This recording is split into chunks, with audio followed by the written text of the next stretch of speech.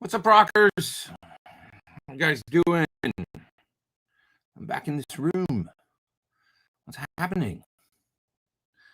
What's happening? What's happening? What's happening? It's a beautiful day. 今日は天気がいいですね in Japanese. Today's weather is beautiful. 今日は天気がいいですね isn't it? Today's weather is nice, isn't it? Yeah. Who else we got here? Joe. We got Milts. We got Richard. And just gonna start looking through the chat here. See what we got going on. A rainy day in Salt Lake City looks like. Or Lakes. Sorry, I read into that. I saw SC and then I saw Lake City, and that's what my brain did. That's Lake City, South Carolina. That's how rumors get started. I heard it was raining in Salt Lake City. It was a beautiful day in Salt Lake City. It's a lie. Crazy. We got a super chat up there already. Let's grab that. Who's that? Plexico, what's up, man? How are you? Duncan. Howdy. Funks for content. Oh, I appreciate it. Thanks, man. That's all I am. I'm just content. Oh, God. No. I'm happy to be content creator. What are you? A YouTuber. Sorry, I got a messy situation going on here. What's happening? I got a haircut this week, which was much needed. And I'm very happy with it, but it's just a little disheveled right now. Weather's beautiful on the East Coast, says Steven. And hello, Cleveland, or I'm Salt Lake City. Speaking of Cleveland, I'll be there tomorrow. I'm headed out on the Five for Fighting tour. Yeah, the first gig is somewhere close to Cleveland. So I'll be out for 2 weeks with Five for Fighting, playing some shows all over, kind of the middle of the country, north to south. Everywhere from Dallas on up to Spokane, Washington. I guess Spokane's not really in the middle of the country. It's solidly in the west, but kind of making our way from the center of things up and then headed west. End up in Boise and Spokane and playing some shows. So we're doing a little tour with the band Vertical Horizon. So come on out and get your late 90s, early 2000s rock on. Come and see a show. It'll be fun. Sean Hurley on bass, of course. It'd be great to see him again. I haven't played with him for a few years. And Randy Cook on the drums. And, of course, John Androzek. We're going to go play some songs. Got a little rehearsal tonight. Going to go do that. And then we're hitting the road tomorrow. Somebody mentioned that I didn't talk about Ozzy at all since Ozzy's passing. I don't think that's true. I think we were talking about Sabbath songs and Ozzy songs last week, but we can talk about Ozzy if you want to. I love Ozzy, and I thought it was absolutely phenomenal, like how he did the show, and then ended up, I mean, we knew he was going to pass away, so it's like he made an art of his passing, kind of like Bowie did. It was amazing. I don't think he knew he was going to go when he did, but sometimes, I mean, evidently I heard that he had texted Tony Iommi like a week after the show, after telling like Jake in that text and stuff that, hey, it'll be great to see you in LA and stuff. Energy left. Something like that, and that was a couple of days before he passed. So that, he just left it on the stage, man. He was just out of gas. And what a way to go. I'm of the mind that in those situations, I mean, I'm not a fan of prolonging things at all costs and all that. You know what I mean? If you're faced with, there's not to get all heavy and everything, but I sort of look at it as I thought it was a beautiful thing, the way that he did the show. And then we knew he was in good shape. You got Parkinson's, you're facing all this stuff, and we all go through it. It's like, I mean, like, what a way to, 2 weeks, before his passing, he's on stage in front of all those people. And you go, hey, what a life, And he didn't, of course, pass away super young or anything like that. He did really good, for being as wild as he was his whole life. So anyway, yes, it's sad. It's totally sad, but also I guess when I see people in their, they're getting older and you hear that they've got these debilitating diseases and stuff, I don't really, I guess I mourn them during that period when they're, you know what I mean? So you go through, you think about it, and it's not a shock to me when they finally, it's almost like a bit of relief, but that's part of the hill, and nothing's good coming in the future. So I just got really heavy, but I don't feel that way about it personally. I feel like it's a, it's if that happens, I think it's sort of a blessing in disguise in a way. That's just my personal feel on it. You know, I just don't like seeing people suffer at all costs so that the rest of us can go, but they're still alive. You know, oh, I'll be so sad when they go. It's like, let them go, for God's sakes. All right, that's my heavy. I promise I'll lighten it up now, and we'll talk about speakers or something. That's my thought on it, though. I got a criticism that it was like, why didn't you talk about Ozzy at all? And I thought we did. I don't know. But anyways, I don't know what else we got here. Man, when you reposted that crushed guitar in your story, I got so sad for that woman. Yeah, Southwest Airlines broke her guitar.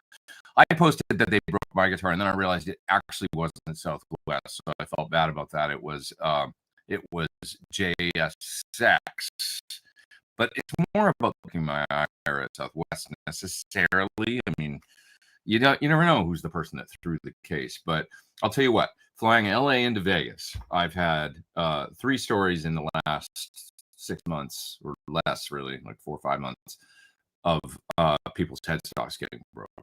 So I don't know what's going on in Vegas, but maybe it's a baggage handler, TSA, situation. It's hard to say. But I had my Les Paul got it cracked. It was my black Les Paul that I used to play with Chris Cornell, which has some sentimental value, obviously, and stuff. It had a headstock break in 2008 and was repaired. And when I got it to Vegas to do this Royal Machines gig a few months ago, I could tell that the crack was opening again. I could feel it on the back of the neck, and the headstock had been chipped on the side, during the course of the flight somehow. The part of the binding was chipped off. So that meant the headstock made contact with the end of the case. I played the guitar on the gig that night, but I could feel the crack where it had been repaired, and I could feel it separating, starting to, that it was holding on for dear life. So I got through the gig, it ended up working. So anyway, it's in the capable hands of John Suhr now, and he's gonna sort of re-break it a little more, like, separate that crack, get it in there with some proper glue and stuff, and then clamp it. And then I'm retiring that guitar from touring. It's just, I don't need to take that one on the road. It's a good sounding guitar for recording and stuff, and it's got some sentimental value, so I just don't want to risk it anymore. But Les Pauls are always a crapshoot, flying them on planes like that. If they're not going in cargo in an amazing road case, I don't feel very good about it ever. On that same trip, Gilby Clarke, one of his guitars got cracked too. It was a Midas, I think that's what it was. But he asked me after. He's like, "Hey, I heard your headstock got busted. Mine did too on the way home." So this is on the between LA and Vegas. I've heard this story. I'll show you. Just find the picture here. I mean, it is a complete and total break of this. This was Emily Wolf's. Look at that. I mean, it's just completely severed. That is not even no question, that's a terrible, I mean, it can be repaired, but wow, that just sucks. Epiphone. And you're on your way to a gig and you got work to do. You gotta play that night, and all of a sudden you're calling backline companies and trying to hunt for a guitar, and it just sucks. So, and Vegas, of course, there's a lot of musicians coming in and out all the time to do things. So, especially from LA. Oh man, sucks. Says the audio is glitchy, video is glitchy. Seems like lack of bandwidth. Is that the case, guys? It's crappy. Bandwidth issue. I don't know, man. I think it's looking pretty good here, but I hate it when this shit happens. But I can refresh the window or something. I don't know. Let me do a speed test on my end, guys, just real quick here. And see what's going on with my internet. If it's good, it looks fast as hell on my end. It's burning. 650 meg download speed. Let me check my upload in a second here. I'll just take another 5 seconds. Perfect break for some coffee. Upload's a little slow, but not that. 20 megabyte. I can try and downgrade the video quality. I could go 480. Let me see here if I can do that.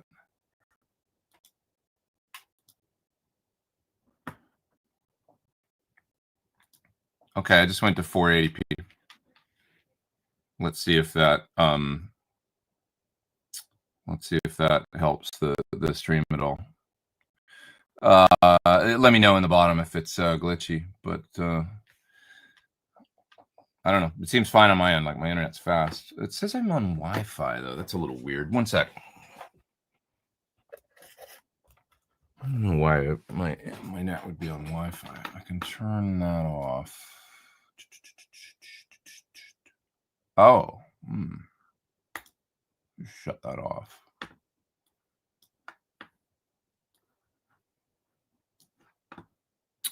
Let me know about now.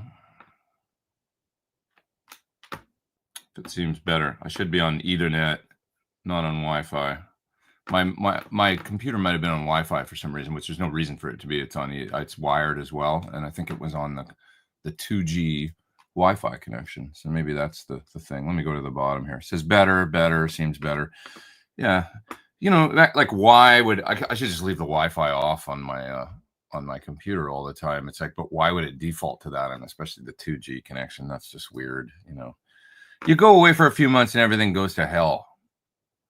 That's the truth. Let me see here. I'll just back it up to the 720p because we got plenty of bandwidth here. There we go. So bump her back up again to a better situation. Somebody said, well, there's your problem, says the Black Glove. Yeah, I mean, just weird though. That never, my computer is set to, you know, always go to the Ethernet, not the Wi-Fi connection. So why, when it's on this time, is it on Wi-Fi? It's just weird. Computers, man, it's above my pay grade. I'm just a guitar player. Paul says, huge congrats again on all your success this year. Thinking maybe adding Soldano X88R. It's great. We're jumping into the synergy world for home studio. Thoughts on modules versus rack pre.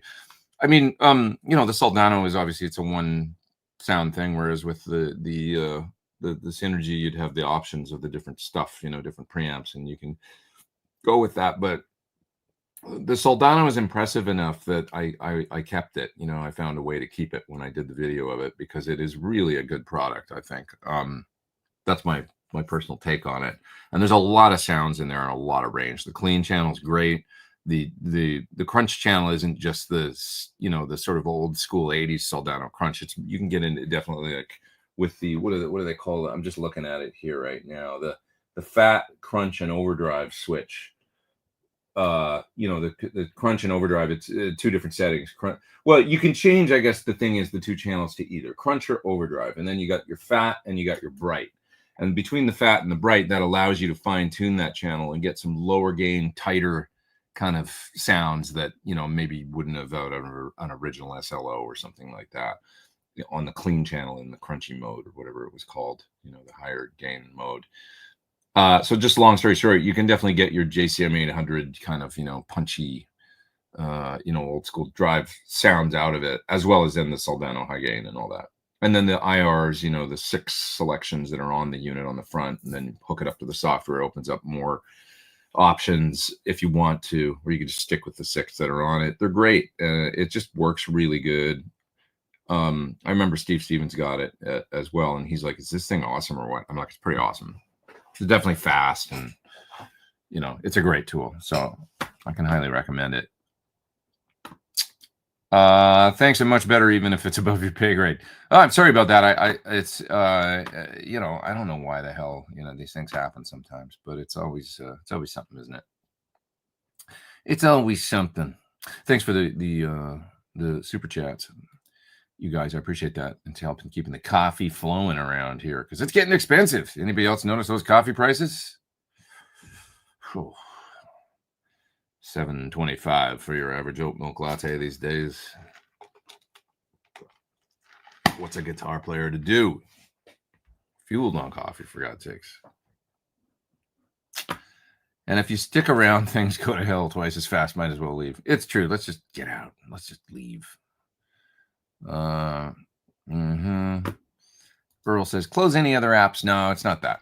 My computer's fast as hell. It had to be the Wi-Fi thing. Because I saw in the little on StreamYard, the software I use, there's a little window that sometimes pops up that shows if you're using Wi-Fi, if your connection is kind of weak. And that popped up. So it's like, oh, why am I using Wi-Fi right now? I've got an Ethernet cable plugged right into the back of my computer. It doesn't make sense why I would default to 2G Wi-Fi.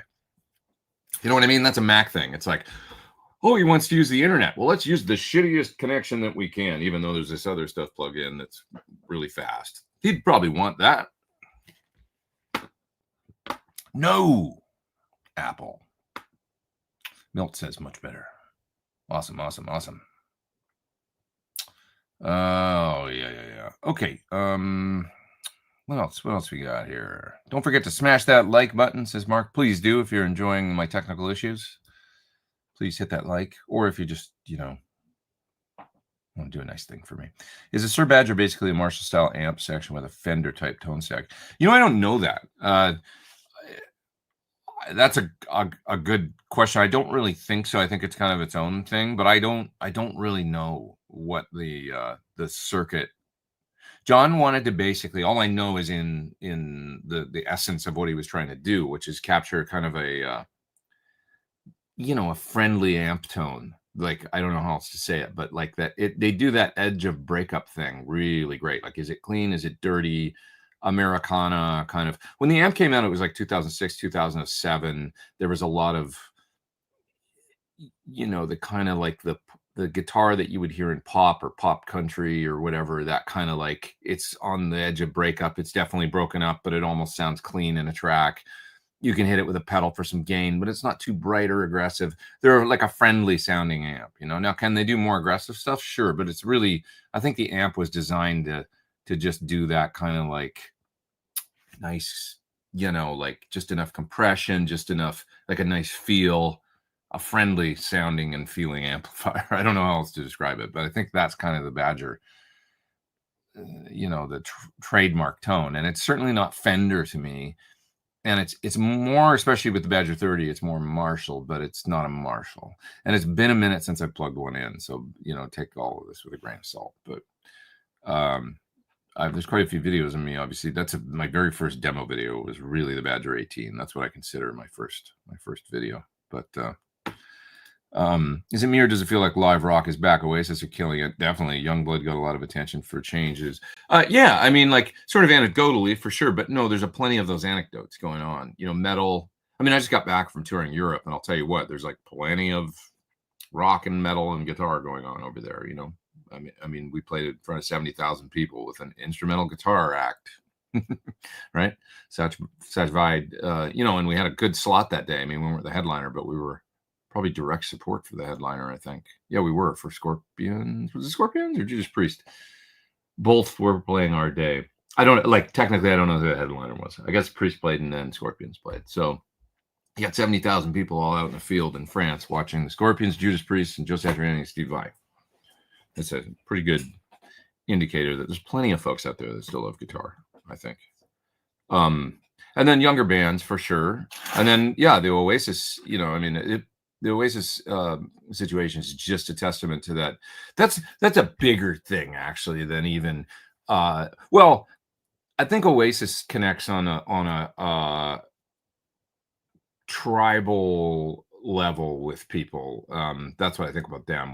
We've talked about this before on the show, so I don't need to regurgitate. But I just think that they connect on a soul level in a sing along, simple song. Feeling kind of way, that's like that's really powerful, and that's a sort of just a the fact that they're doing it with rock music is sort of the almost like the secondary, you know what I mean? It could be country, or they could be metal, or they could be whatever. But I think anytime a band connects, you know, and they're saying something or singing about things, and certainly with melodies and stuff that are fun to sing, you know, or catchy, it's a magic formula, you know.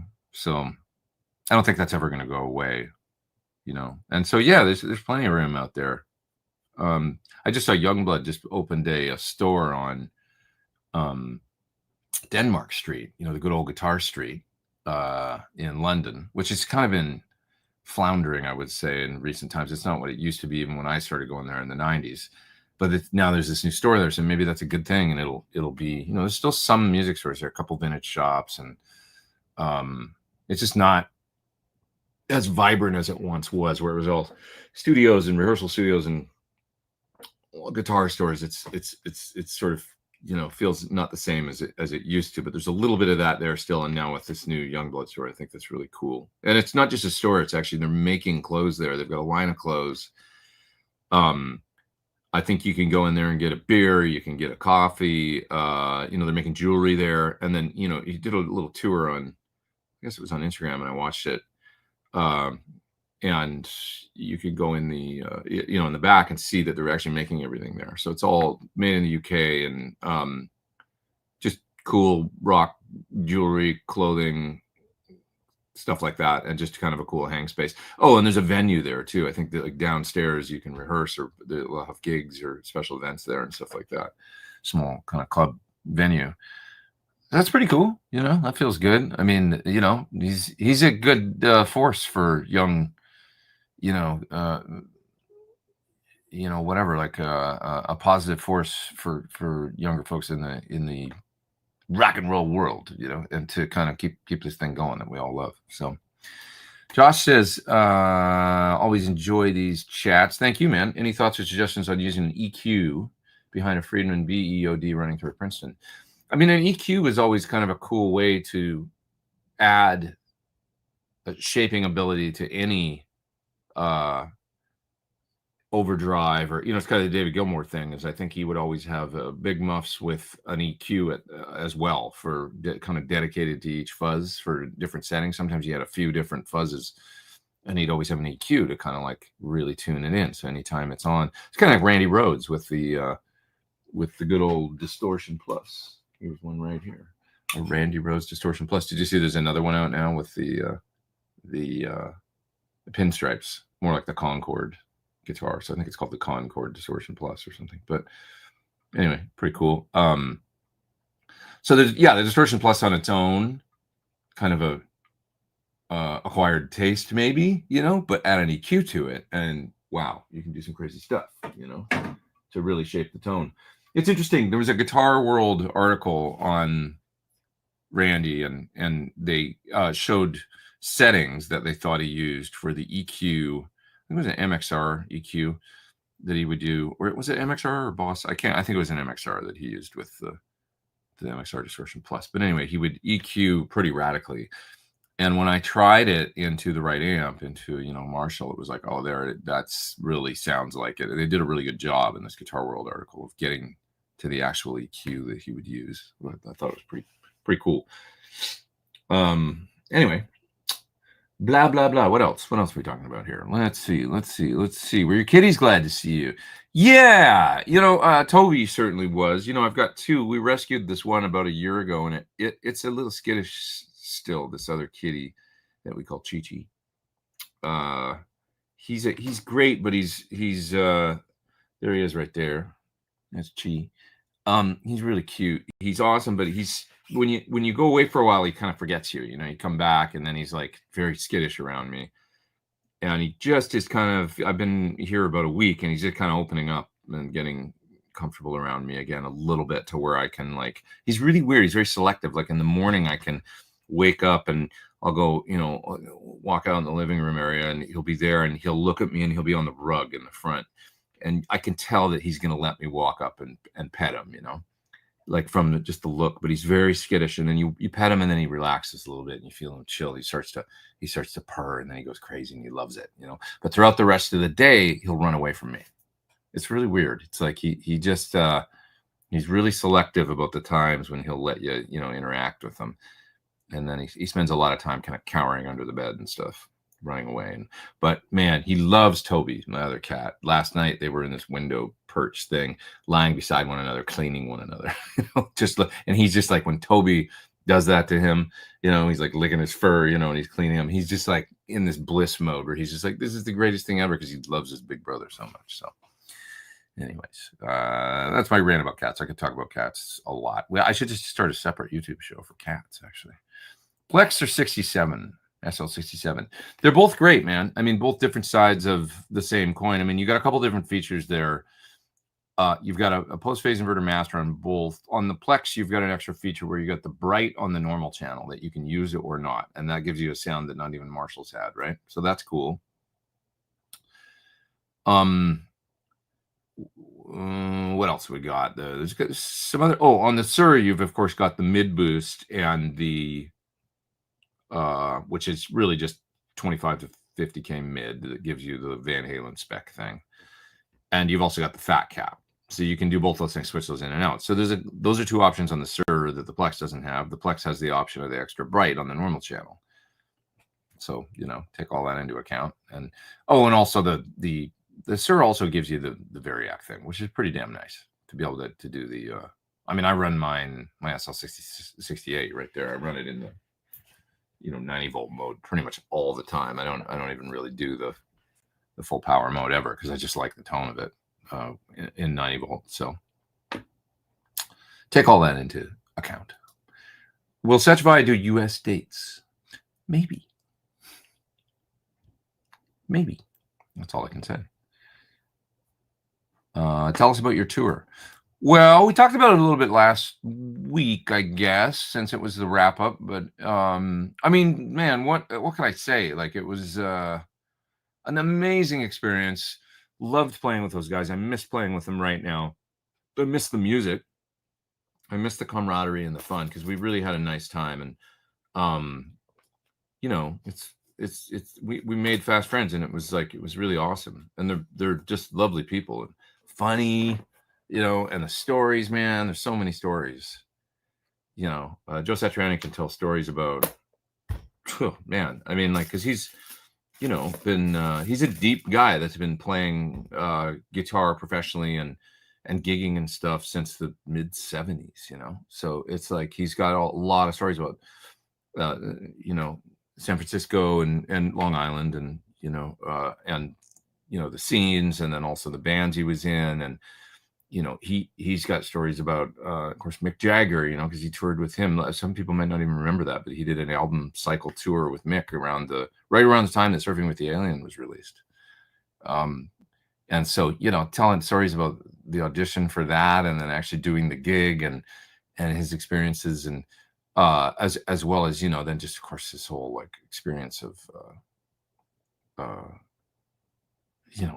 doing something that almost nobody else did besides maybe Jeff Beck, which is having songs that became hits, basically, that were instrumental, kind of a groundbreaking, super groundbreaking. And so just talking about all of that and how that happened, and that journey and path was amazing, And he's a guitar nut too, whenever you see him, of course, he's playing Ibanez, live and everything, but he's really into vintage guitars and stuff. So he's got some fun stuff, and he can talk at length about, Tellys and Les Pauls and Esquires and different guitars that he really loves. And so he's a great, he's a guitar nerd. It's awesome. And super incredible musically, man. The last night that we played in Croatia, the end of For the Love of God, they would play together and they harmonize on it. It's beautiful.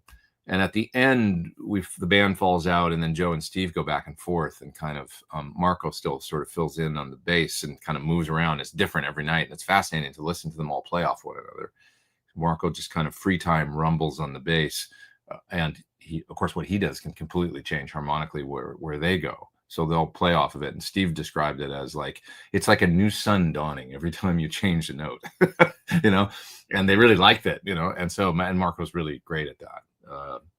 So anyway, they were playing these lines off one another. They'll call, answer, and do things, and then sometimes they lock up and start doing things almost in sort of a quasi harmony, but they're improvising. It's amazing to listen to. And Joe played some line, man, on the last night that was, because some of those jams were all great, but some of them were just transcendent. And Joe did some line that was like amazing, man, where he started way up high on the neck. And it was so beautiful, the phrasing where he went all the way down low on the neck and stopped. And then Steve did something that was really, and they sound like they're just talking to one another, having this conversation. And the next thing Joe did, because it's like, well, how's he going to top that? Because it was such a cool line. He pulled the high E string off the side of the neck, and it went, and then he went into some line, and he's doing it on purpose, where it's just like this chaos sort of for a second, with the stuck note that you get when the high E string comes off the side of the neck. And we went back after and I laughed, and we went back after the next song, which was Always With Me, Always With You. Then we come back and do an encore. Well, before we went out on the encore, I went to him and I go, did you do that on purpose? Like, did you pull that? And he goes, of course. And I'm like, dude, that sounded so amazing. It was so cool. Like, he just went to this note that was like, I don't know, it's just like fearless, to do that. So that was great. And that's a lot of kind of what I picked up from those guys was their, and there's a lot of like they'll do that and then they'll laugh and they'll look at one another and they'll crack up and Steve will be, it's almost like the crowd's not there. I mean, it's like they're just doing it together, and they can go for a really long time, not afraid to stretch out, So, yeah, it was incredible. A lot of those moments that were just so cool. And then Steve, talked about Joe's story. Steve's got stories. I mean, man, he's got stories, about playing with Frank and Roth and Whitesnake and like everybody else under the sun, and different things that he's done, one-off projects and people that he's played with and all kinds of crazy stuff. So, it's amazing. So, what else? Arthur didn't get a notice. Sorry about that for the show. Well, you're here now, so we're all good. And at the beginning, we had this little technical bandwidth issue, which got ironed out. So, are you familiar with SRV mod to a Bassman? What does that do? I mean, I know there's that Caesar version of the Vibrolux that Diaz, right? That I don't know what it did. Like, was it like a negative feedback or something? I'm not sure, but that's a good question. So,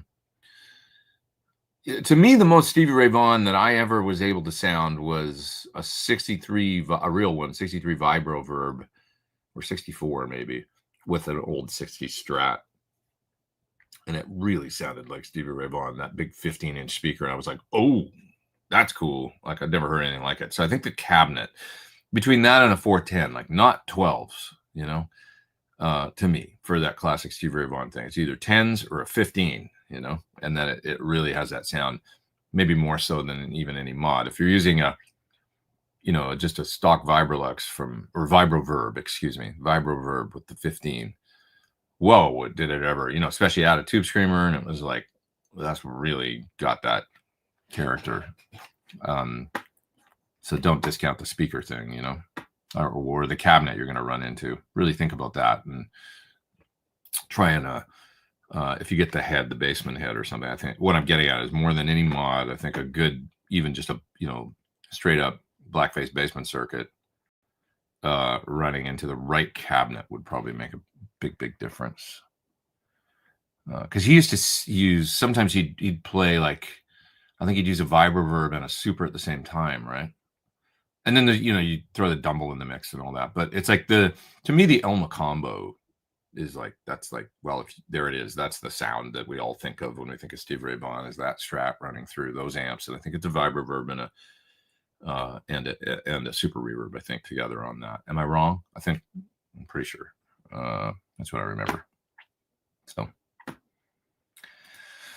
live rock never went away, says Arthur, aside from the obvious, it just never gets the promo. That's true. I mean, it's, bands out there, are playing, and it's like Journey and Def Leppard and, like all these classic bands, not even just, I mean, look at Creed's out now. So there's fans of that era of,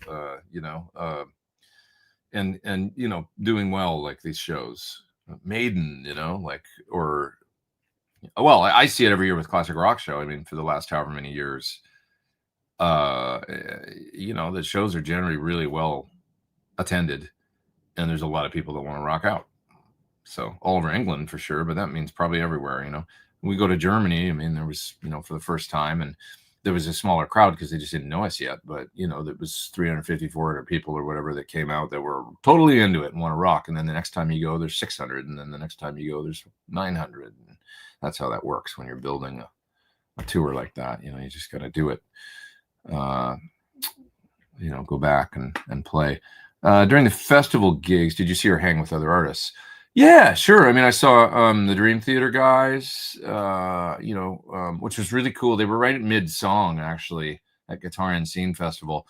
I was standing on John Petrucci's side of the stage, and he walked off, and he looked at me, and he made eye contact with me, and I was kind of he's in the middle of a song. He was just like, it was a keyboard break or something where there was nothing going on. And he walked right up to me, and he goes, "Hey, it's really nice to meet you." I'd never met him before. And I go, "I don't want to get you in the middle of your... it's great to meet you." I said, "But pleasure. I don't want to get you in the middle of concentrating, or anything." He was like, "Oh, so great." And he was very nice.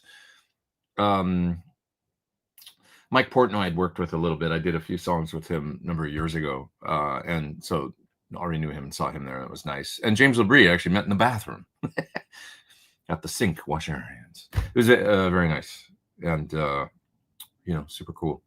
Who else did I see while we were out there? Oh, Joe Bonamassa, actually, who I'd never met. And it was nice to, just for a second, briefly say hello. And Jason Bonham, they were both standing there backstage at the Hellfest. So that was really cool. I saw Andy Sneap there, too, who I've talked to over text and stuff, but never met in person. So felt like I knew him already. Yeah. Both Priest guitar players, actually. I met there for the first time, which was awesome. They were both... Richie was really nice too. So that was cool. Who else in the span of I don't know. Can't remember off the top of my head right now, but those guys were really cool. Oh, Mickey D was really cool too, from drummer, plays the Scorpions now and stuff. Did Motorhead, of course, right? He was really nice. Kind of eating lunch beside him at Hellfest, so that was cool. Gavin for a bit. Yeah. Not up on this at all. What do you know about the Fishman Fluence core pickups? I have some Fishman Fluence. I don't know if they're the core. I have a set and a Sur.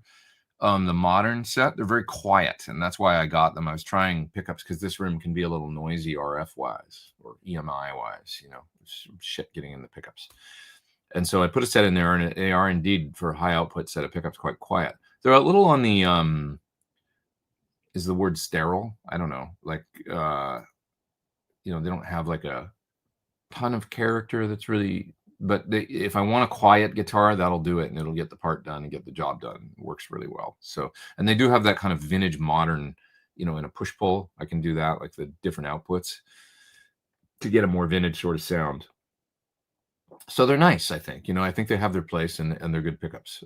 Can't really offer like a full review on them or anything like that, other than to say I would say the guitar didn't, like, the tone didn't... It wasn't like, oh wow, it's amazing, like, or anything like that. It's just kind of there and cool, and good. But I view guitars as tools anyway, so that doesn't really bother me. I sort of felt the same way about EMGs. I was actually sort of pleasantly surprised. I thought EMGs that I have in this silver Sur I have over here, I thought I was going to dislike more, and actually they're really good sounding to me. I think they sound cool.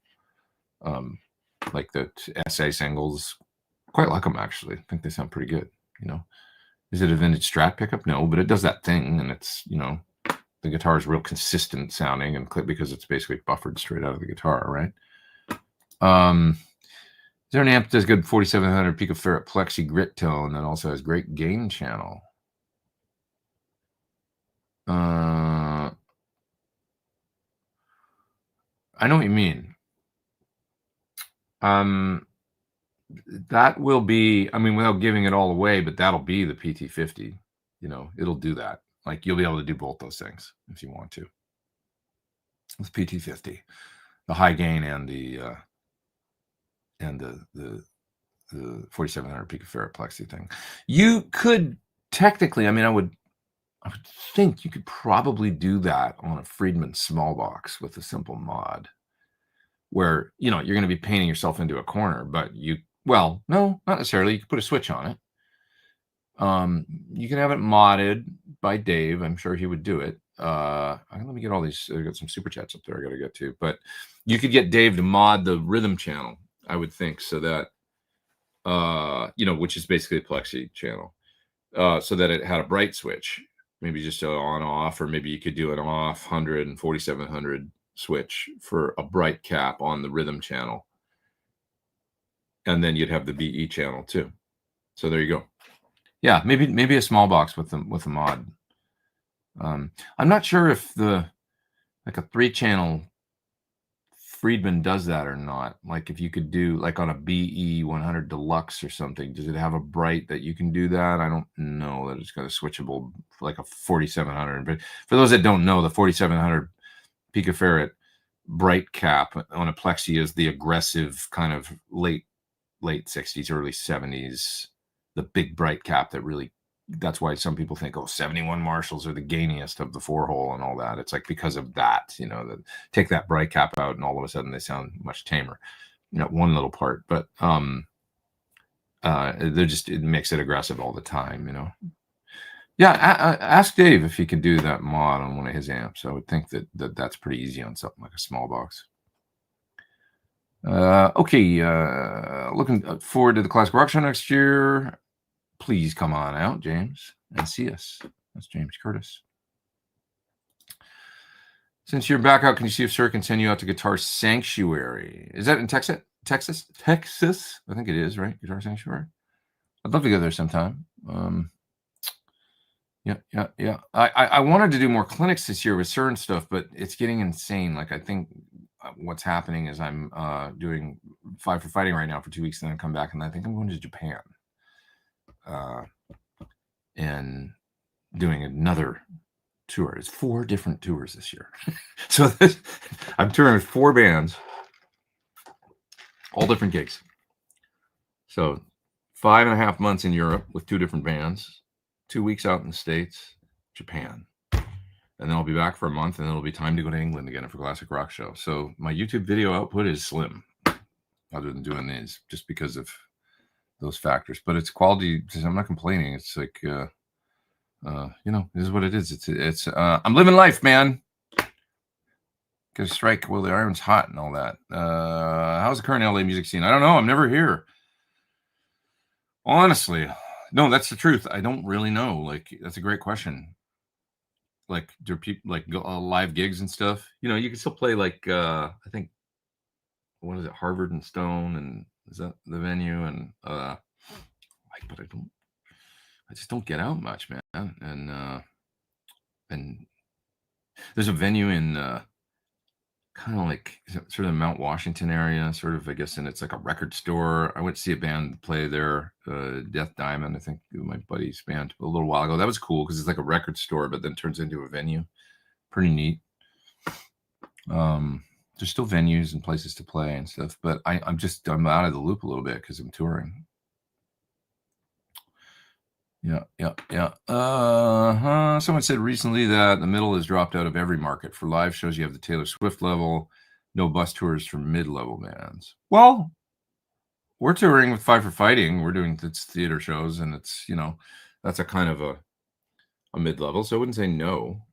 I mean, look at Creed, I don't think they're at massive on a Taylor Swift level. They're probably doing, I wonder what the venues are. Probably some sheds. But they're out with, Mammoth with Wolfgang. When I saw Wolfgang, he was playing at House of Blues Anaheim, I think it was. That's not a massive, that's a bus. So it's not, I know it's hard out there and stuff, and it's very difficult and all that, but there's also a ton of gigs going on and lots of tours. I know lots of musicians that are out on the road. So, I think both things can be true. It can be hard for some musicians, and there can also be other people out touring and seemingly busy.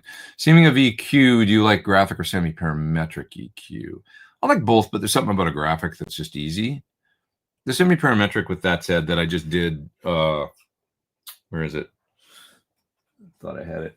here from Ola Solar, you know, that parametric, that was really nice. But there is something about a graphic that I just, you know, me personally, I mean, it's just easy to see what's going on right away. So with a semi-parametric, you can't really see from standing up looking at it. It's just knobs, right? So you're maybe that's good. You're using your ears more. But if you need to make a quick change, it sure is easy to reach down and grab a graphic, which is, I think, the popularity of things like the G7 and the MXR 6 band and 10 bands and stuff. They're just easy visually. Yeah. Do you use any sweetened tuning? I mean, if I'm doing Van Halen, I'll do that drop the B string a little bit thing, you know. Sometimes, yeah, it's nice, you know. There are no rules. If you're recording something and it seems like the right thing to do, I mean, go ahead and switch it up if it feels more appropriate, you know, I think. Yeah.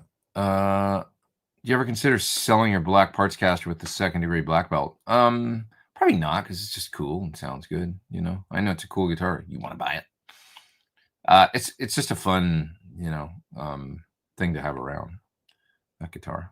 I don't have a lot of guitars like that. I've got a lot of like finely tuned, nice guitars, you know, but like kit kind of thrown together that are a little in the Eddie Van Halen style, which is what that is. I don't have a lot of, so it's nice to have that one. Flying High Again has always been one of my favorite Ozzy solo songs. Listening to it again, I'm struck by how much high end and lows there are, but not much mids. Really? Like the guitar tone? Or I actually think of those songs as sounding quite mid-rangey, but that's just me. Like, not a lot of deep bass, but I don't know. Maybe you're listening to a different mastered version. Remastered for the modern era. I don't know.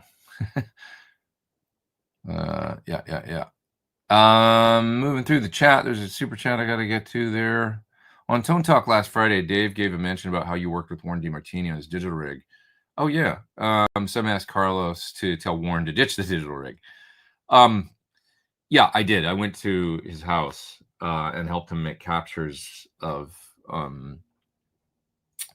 the old Marshall that he did a lot of recording with, as well as his Soldano, so that he's got a couple nice amp captures in there, and then he's using them in the quad, much the same fashion that I use at live with Fight for Fighting, which is a couple outputs feeding power amps and cabs. I think he uses rental Marshall power on stage and rental cabs, and then a couple feeding the front of house. Yeah, I mean, I love Warren with amps, right? But you know, he wanted to try it, and he's pretty blown away by the thing. And he, you know, it allows him to incorporate some simple effects to fly easily, because a lot of the things they're doing, they're just flying out to. So he's got, you know, there's practicality issues. You're either renting a Marshall locally and using whatever sort of JCM 2000 or whatever if you're flying out, you know, or you're doing the thing I'm doing where he's actually taking the capture of a Soldano and or of his Marshall, and he can mix it up and use what he wants. And you know, this is an argument for, you know, the modeler versus non-modeler guys and all that. And, you know, like, does it? I've got mine sitting right here beside me, and I'm taking it out and using it tomorrow in much the same fashion. I'm going on tour. It was much cheaper to send rental gear out of like backline gear out of Nashville for this tour that we're doing because of where we're starting and stuff than it was for us to bring things from here. So, you know, I might have considered using a real amp or something on this run, but that got thrown out the window right when I heard we were basically flying out with suitcases and maybe one guitar. Everything else was going to be rental for this tour. Okay, Quad Cortex, you know. And that's sort of Warren's situation a lot. I mean, what are you going to do? Put a head on you take your Soldano and put it on Southwest Airlines or something, you know, because that's what we're faced with. Would you guys do that? You know, would the amp guys do that? You want to take your favorite amp and you got a connection because your show's in Toledo, Ohio or something, and you got to connect through Chicago, and, you know, so you want to take your favorite Marshall and throw it on the friggin' plane and hope that, you know, all the connection and everything like that it works good. It's like, no, you don't. You want to take your Quad Cortex and plug it into whatever, and you made your sounds at home. And this is the world that we live in now. A lot of times, if you're basing out of LA and you can bring whatever you want, you can bring your own gear. This is cost concerns and stuff, right? For a lot of these gigs, that's different. Now you can throw whatever you want on the truck, you know. And where my studio is right here, you know, there's a lot of rehearsal facilities around here and a lot of backline stuff, and I can literally, like, basically if I'm basing a tour out of here, I can roll my stuff out down the driveway and meet a truck at the end of the street, guy with a lift, and he'll put it up on the truck, and then it rolls away down the street and it goes away. And then I see it at the first show. When that happens, that definitely affects your decisions on what you're going to take and what you're going to use more than, you know, oh, we're flying out and we need to, you know, it's like whatever these 4 shows. Well, what am I going to take now? You know, because it's like, do I want to show up with even a pedal board and a guitar and a suitcase? Well, now I'm a bag over.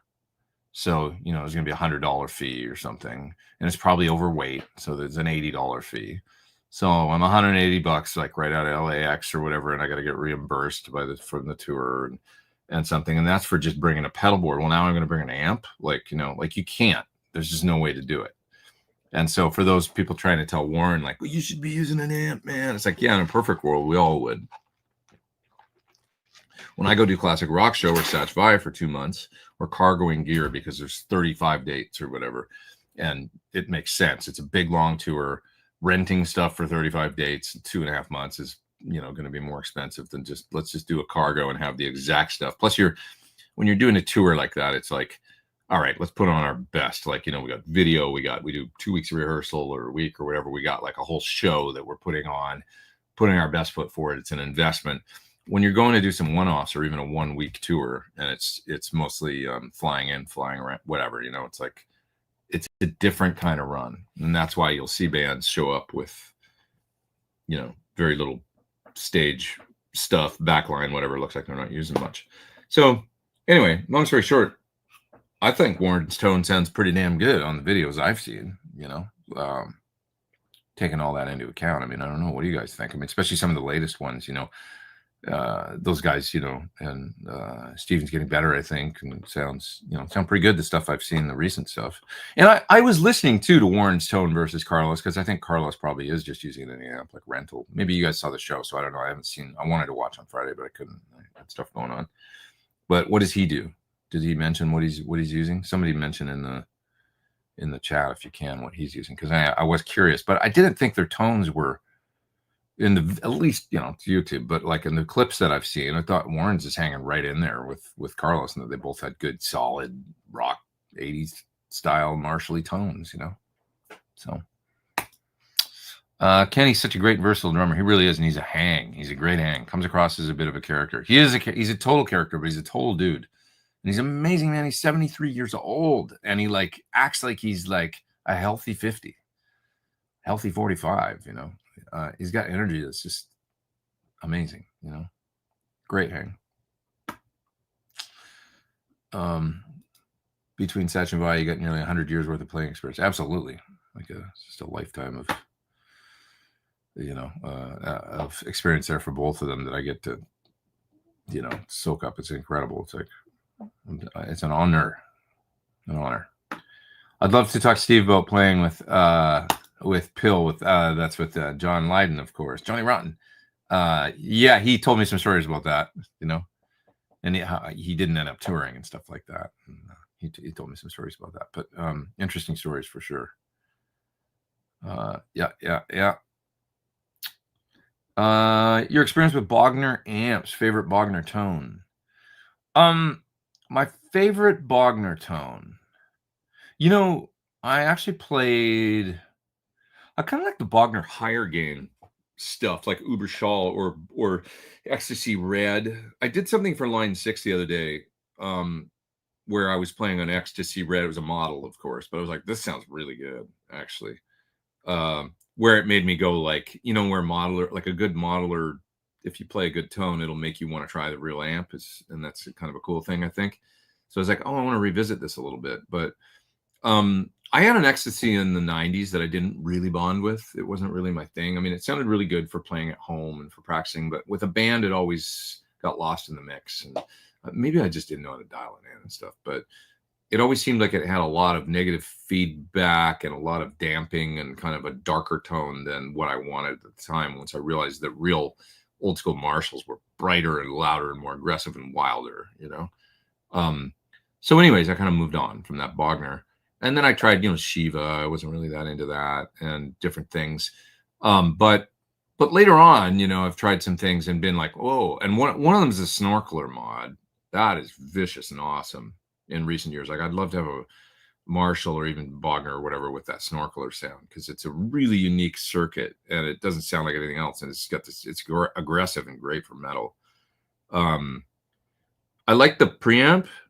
I think there's something going on with the Bogner power amp where I kind of prefer, like, I don't mind the front end, the Bogner front end preamp at all, like that he does, even on something like an Ecstasy, but I like it mated to a more traditional Marshall style power section or something. Because when I've tried the like the Ecstasy modules as well for Synergy, I think I like those more than the sound of the Ecstasy amp running into a different power amp of some sort, tube power amp. So maybe my favorite Bogner tone that I've heard, maybe my favorite would be no, I haven't tried a Helios. I've never tried that. I know it ain't far off from like probably PT100 or you know, modded Plexi, modded 800 sort of. Probably more up my alley, so I should try that. But my favorite, I would say, that I've heard in recent times is the Snorkeler. I heard 2 different amps that had Snorkeler mods, and I thought that I was like, that's friggin' awesome sounding. Yeah. Have you tried neural effects or pedal boards? Well, yeah, Quad Cortex I use on tour extensively, and the plugins and stuff as well. Quite love. Satchers of viral pick going around an older guitar mag where he's out front with a Tele Ibanez from back in the day. That's cool. Or on the front with a Tele Ibanez. Tele Ibanez. Interesting. I've never seen him with a Tele. I don't think ever. Saw you in the band in York. That was our first gig. We were able to stretch a little bit after that, but I think for a first show it was a really good one, actually. I remember I had a good night, good time. Yeah. Yeah.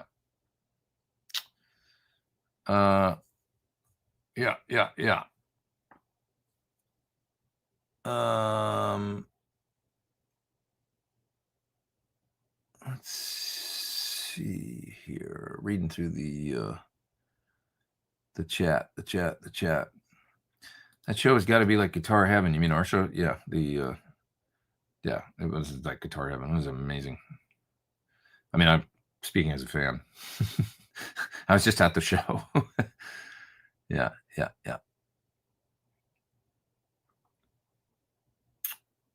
Okay, what else we got here? Yeah, the Elmo combo was insane. Talking about Stevie Ray Vaughan. Yeah, that's the one that always is my, you know, Stevie Ray Vaughan staple tone. You know, that's the one. What country has the prettiest women in Europe? Well, when you start getting to Eastern Europe, you know, in general, you can be pretty much, you know, Poland or Hungary or you know, yeah, anywhere out there. And for some reason, the further east you get, the more kind of like, yeah, that's all I'll say. I don't know why that is. Just a, you know, situation from historical times. I thought the Marshall Major was a big but lesser known part of the SRV sound. That came later, you know, and for me it was like I was already not tuning out, but I wasn't as, you know, Soul to Soul, and a little bit later on, like, great. I mean, it was cool, but Texas Flood for me was the Stevie Ray Vaughan, you know, the staple kind of, and Couldn't Stand the Weather. Those tones, that was like imprinted on me of like what that sounded like, you know, and that was all the, you know, Fender and a bit of Dumble, I think, you know. So yeah, later on when he started using the, like, if you watch the 2 Austin City Limits, the early one and then the later one where he's got using Marshall and stuff, it's cool. Like Stevie Ray Vaughan, he's freaking unbelievable. But I don't think that later on the sound was as appealing to me as like when he, you know, I think he was Fuzz Face Marshall and stuff a little bit, and he was doing trying some different things. Super cool. Just I like that pure, massive, twangy Texas thing that he did with Fender amps. I think, you know, that was so cool, you know. So, and I'm a Marshall amp guy, so yeah.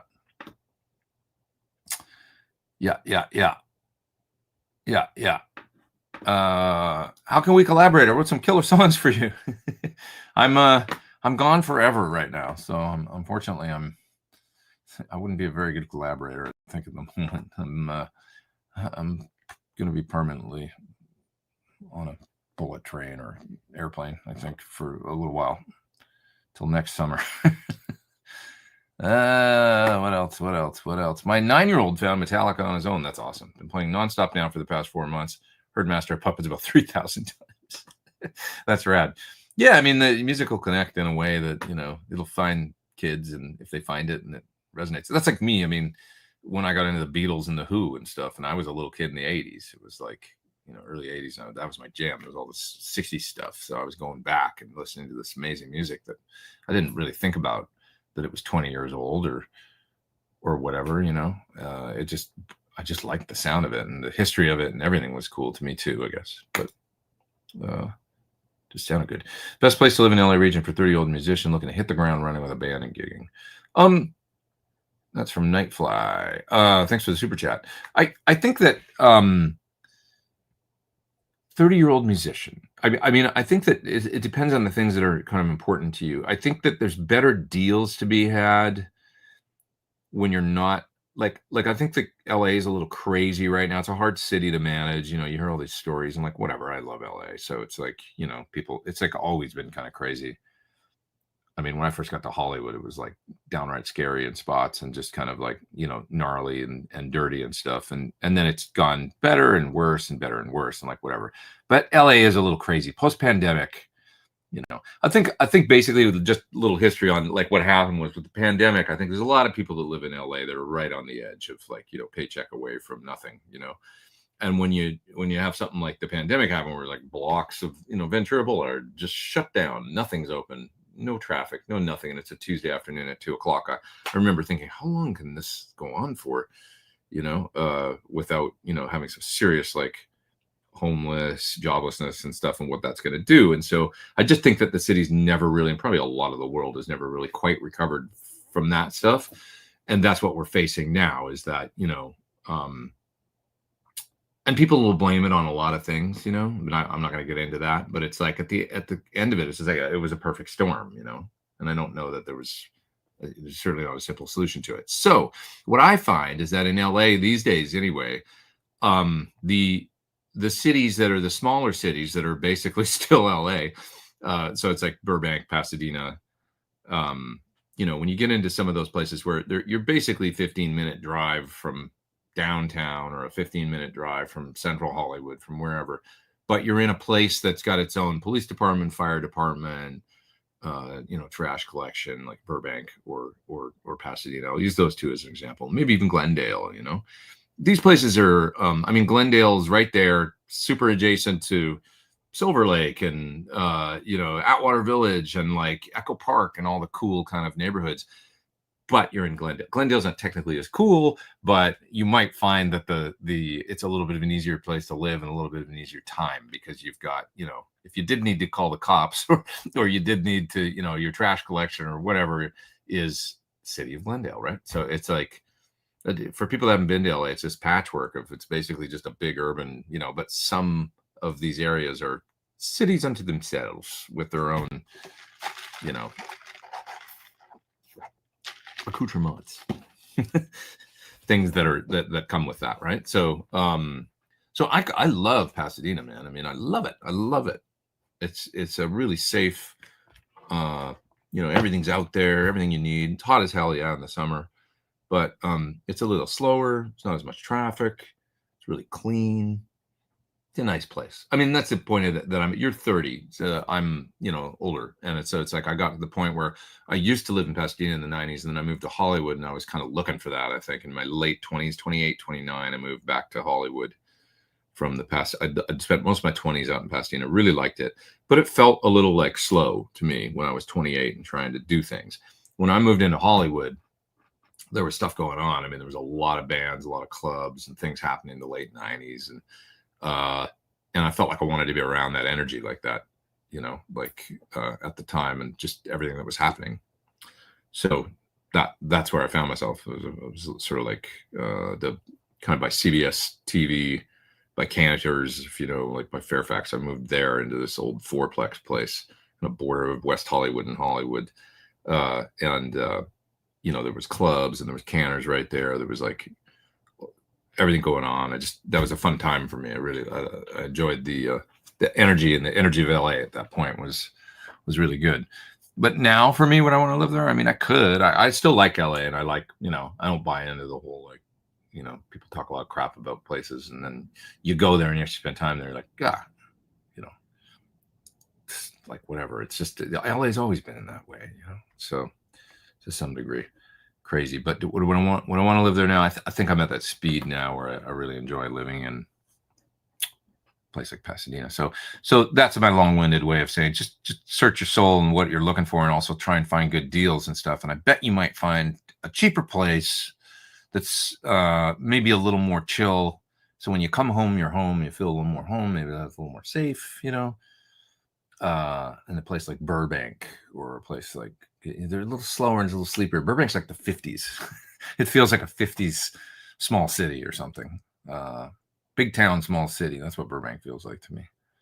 But there's enough going on, and then you just drive 15 minutes and you're right in the thick of whatever else. So take all that with a grain of salt. Just tried the new Soldano X88 IR. Have you tried it? Yeah, I was talking about it earlier. I've got it right here. I was mentioning that I think it's really good. And I liked it enough that I kept it after, you know, I figured out a way to hold on to it after doing a review of it, and it's really great. So, how did Joe's Third Power Dragon amp sound? So I think that they're like really good. I think that they served him well on the tour, and I think that it's his sound. You know, I think that he, both Joe and Steve, there's some similarities there, although they don't sound the same. But I think they both like a lead guitar voice that's not too piercing, and, you know, certainly not, like, they like a full mid comfortable soloing tone that an audience can listen to for 90 minutes and not get, you know, and that they can play, and it feels friendly and fun for them to play. And so I think that the Third Power is that. I think that, you know, he was going for a combination of the Van Halen thing, because he was having that amp done, wanted to try a new amp around the time that he started doing the Sammy you know, best of all worlds thing. So it was a combination of trying to get into that Van Halen zone, but also it has to sound like him, because he's Joe Satriani, he's a stylist, right? And so that's what I think it's got. And to that point, I mean, I've tried one here for just like a half an hour once, but I thought this is sort of like that Marshall thing, but there's more low mids, and there's more, it's a fatter thing than, say, my SL68 or something like that. It's got more of a, and it makes sense to me. And I remember trying it, and then talking to Dave Friedman about it, and saying, like, yeah, to me, this is like, it's more of that. Like, it makes sense to me that it's a Joe Satriani amp when I think about his sound and the way he plays and what he needs. And that was before we'd ever met. I played through it once. He handed me his guitar at the first rehearsals we did. No, it was rehearsals in England. Yeah, right before the tour. And I played his white you know, signature model through it while he listened, and I was just playing while he was kind of tweaking things and stuff. And it sounded really cool, loud. He likes to play loud, good and loud. Milt Gore with a super chat. Thank you guys for all the super chats. Appreciate it. Too kind. I got Guitar Nerd on iTunes. Thanks, man. Great playing, man. Going back to 2011, taking it all the way back to the first solo record. It's definitely time for another one. Did Vi have the Hydra on tour? He did. Ever get a chance to play it? No, I was scared of it. But I saw it every night. He must have a hell. Oh, the case is amazing for it. It's absolutely massive. Yeah, it's absolutely massive. And the way Doug, his tech, wrangles that thing and makes it work every night, man, there was never a mishap. And Doug would have to bring it out on stage every night and set it up. And, you know, it's got 4 outputs. I mean, it's like, you know, there's a harp out and the main neck and the bass. I mean, all these different outs going. And Doug, in the dark, had to bring it out, put it down every night, set the cables, set everything, do whatever he needs to do in order. And then Steve would just walk out and play the song, which is like every night I was like, man, this guy is... And he explained to me that, you know, if the subs were crazy, the PA, you know, depending on how the stage, rumble, whatever, it could be uncontrollable, because, you know, he's got to move from neck to neck, and it's not like he's gating things. So he's playing a neck, and then he's moving to the next thing, playing a riff, hitting something up here, moving down here. For those that don't know, this is this multi-neck 4 output instrument that Steve wrote a piece called the Hydra on, Teeth of the Hydra, the piece is called. And he would play this Hydra guitar. Hydra is, of course, with multiple heads, you know, the mythical creature. And it was amazing to watch him play that every night and to play it with him, you know, because once again, I was just a spectator, but I was also playing. And really, really, really cool. So to watch him do that every night and how he would, you know, navigate that thing. But he was, yeah, I remember just him talking about the stages, and if the sound was too crazy on stage, you know, he'd on the main neck, if there's gain, and then you got to get off it to hit the bass, and the neck would just take off, and it's like he's trying to. I can't imagine the concentration. You can't fall off that train. It's like holding on for dear life, and you just got to keep going and playing, even if something gets missed or if there's a feedback or something's not technically quite. I was even thinking about the height, like how if it's just a little bit off, it must feel uncomfortable because the spread is from one's this high, like close to his face, the other one's way down here, and then the next one's way down here. And to get from instrument to instrument, if the stand was a little different every night, it would be weird, you know, like to move from neck to neck and just the geometry of it. So it was fascinating. Yeah. How long before the Five for Fighting tour? About 18 hours. I'm headed out. So I've had very little time at home, but you know, it's no rest for the wicked. Great to see you out there with Saturated and Vi. Thank you. You totally deserve the recognition. Thanks, man. Appreciate that. It feels really good, and the fans were really. There was a nice contingent of people there that seemed to. They were just, you know, really nice to me and welcoming, and you know, I met a lot of really nice people and fans and stuff throughout the course of doing it. We generally, you know, and this is like a thing it's out of my control and stuff, but I couldn't really say hi that much afterwards and stuff. So if there's anybody that came to a show, I'll just put that out there. It's not, you know, I generally like to hang and say hello and stuff like that, but just because of schedule and leaving and stuff like that, they were like sort of, you know, just powers be, nothing to do with Steve and Joe, but other, you know, folks like that. You got to get in the van and just go, you know, like a lot of the time. So I didn't have time to talk to people outside venues and stuff a lot, which was sort of not used to that, just because from the aspect of classic rock show, we always do meet and greets after and stuff. But this was just a different type of tour, schedule wise and stuff like that. So, and of course, I abided by that. So, but anyway, I did meet some folks on days off and things like that, and occasionally got to say hi, and it was really nice. I have a JEL 20. Thought about seeing if there's a 4700 picofarad thing too. Yeah, on the JEL, I don't know about the channels and the way that amp is. Like if you, I have one right up there. There's a 3-way bright on the drive. Yeah, it's possible you could do something to the cleaner side. Possible. But that might affect the drive side. I'm not sure. It's a Dave question. I'm not sure exactly how independent the two channels are in a JEL. Yeah. Yeah. Might be difficult to do this 47 with a blending in the dark channel too. Yeah, it's just you got to ask him. Yeah. Yeah, that's right. You haven't done a clinic in a while. Yeah, the last one would have been at Sweetwater a while back, I think. That I did, and you know, I've got this clinic called Inspired by the Tone that I developed, and then I only did about 6 of them, and then that's all I've been able to do just because of gigs and stuff. But I do want to do more at some point. Do you think the Satch Vi exposure has brought about more opportunities? Yeah, I would say so. I mean, I think so. It tended to seems that way. So. What else? When you get a high profile gig like Satch Vi, do you start getting more calls for other gigs? Yeah, I think so. I mean, it was kind of you know, I did a Royal Machines gig with Sebastian Bach and Josh Freese and those guys a while ago, and it was sort of like helpful for that, I think, because generally speaking, those guys are the type of band. Royal Machines is a band of kind of like a bunch of pros that get together and they go and do corporate events and things like that. But then kind of it's one of those things, unlike classic rock show, where every person in the band is kind of a name guy from another band, you know, that was like Josh Freese or or the singers are all like, rock star singers or whatever. They've had Billy Idol and even Ozzy and stuff sit in some of their gigs, and so that's the kind of the thing. So I think with a gig like the Satch Vai thing, it's like, oh, he plays with two of the greatest guitar players or whatever. He's that's helpful for something like that, because they actually mentioned that Billy Morrison was like, well, it was an easy sell for the manager because you're doing this other thing. So I was like, it's funny. It doesn't really have anything. I'm still the same guitar player that I was the week before, but it can be helpful for sure. Yeah, which is always nice.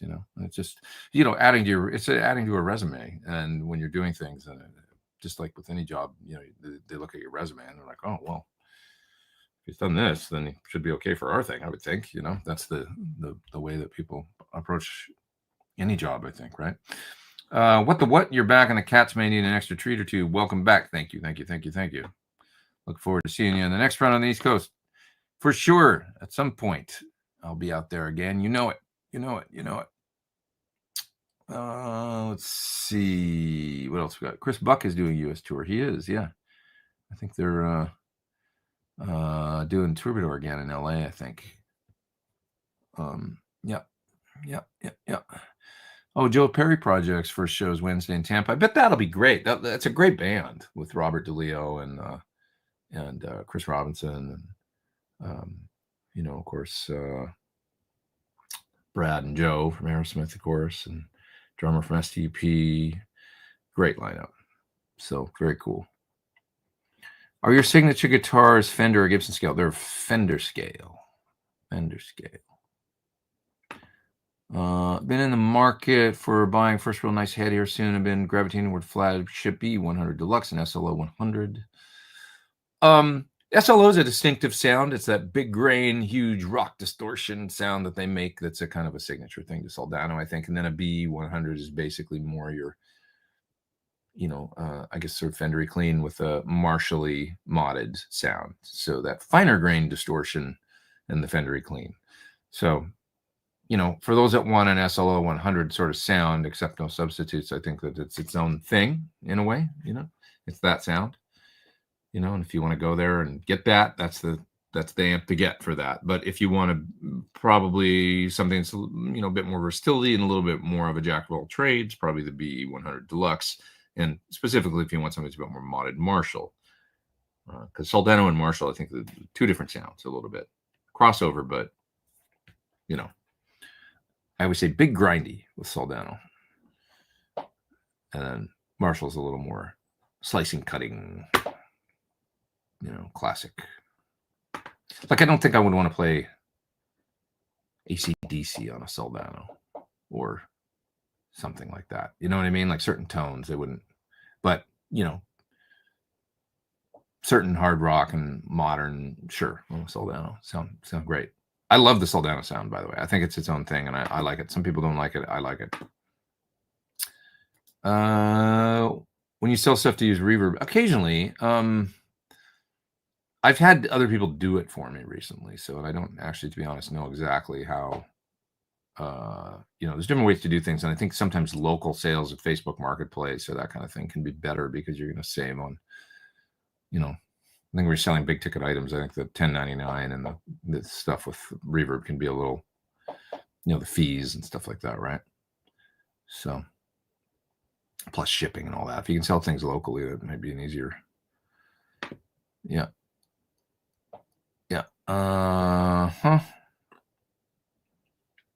What else we got here? Let's see.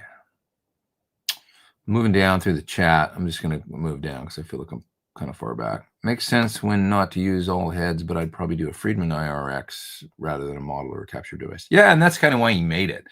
I guess this is going back to when we were talking about the Warren thing and, touring with digital. But yeah, an IRX is a great way to go for sure for folks that don't want to, you still want a simple amp. That's why he made it. Simple amp, like great tones, add a few pedals and away you go, right? Yeah. Hard to believe Kenny's 72. I think he's 73, man. 72? I thought he was 73.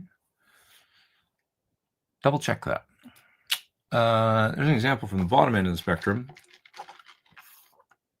Ridden a bike to a little club gig with a guitar, a couple pedals, and a Strymon Iridium, no amp. Sure, Iridium's a great, especially I really like the Vox and Fender on the Iridium. The Marshall's cool. It's a little dark sounding to me, but still great. Yeah. I did an open gig for an established band in Bulgaria. The guitarist was using a Behringer V amp too. Sounded great in the mix. It's all about how you use it, for sure. Yeah, all these tools we have these days. I mean, you can get a great tone out of a little Nuix or something if you know what you're doing. Yeah. Funny you say that about a model turning you on an amp. It was in .nam, like one of those open source modeler, right? File of a Badger that got me into wanting to learn more about it. Yeah. I felt that way about like IRs. I got interested in blackback speakers, like the late 70s greenback variant, because of hearing own hammers and going, ooh, I kind of like that, like a lot. And I started using this blackback, 75 hertz own hammer IR, and that actually led me to buying old blackbacks, because it was like, I think these are my favorites, maybe even over the late 60s ones. So, yeah. Yeah. Yeah.